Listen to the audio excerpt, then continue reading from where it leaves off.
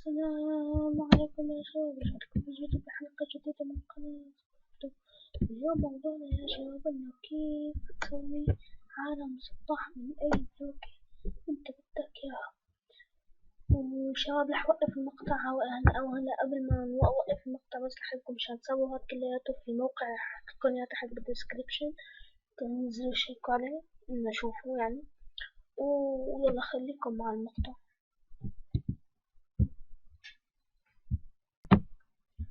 طبعا يا شباب هذا هو الموقع اللي قلتلكن عليه، عفوا هذا هو الموقع اللي قلتلكن عليه. هلا بننزل شوي انه هيك لتحت مثلا مشان لكم شلون.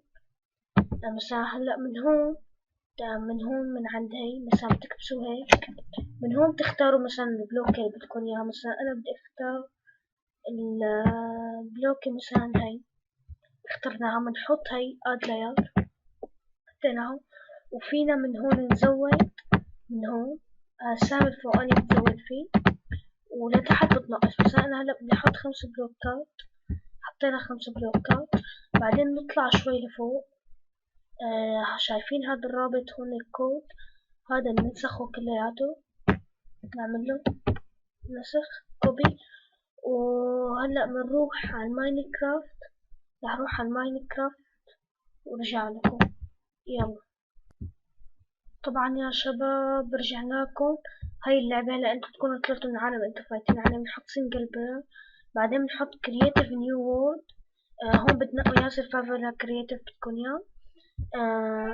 هلا يا شباب برجع لكم بعد شوي. طبعا يا شباب انا هون مثل ما قلت لكم انت بتحط يا كرييتيف يا سرفايفل. انا حطها كرييتيف، بعدين بنحط مور وورد اوبشن، بعدين هون بنحط سوبر فلات، بعدين بنكبس تحت سوبر فلات في كلمة بنكبس عليها، بعدين بنحط بنكبس على فيزيت. بعدين هذا كلياته الكلام هاد كلياته بنمسحه. بعدين بنكبس كنترول في، بعدين بنكبس يوز بريزت، بعدين بنكبس دون، بعدين بنحط كرييتيف نيو وورد هي. وبنستنى شوي بس لحتى يحمل العالم معانا.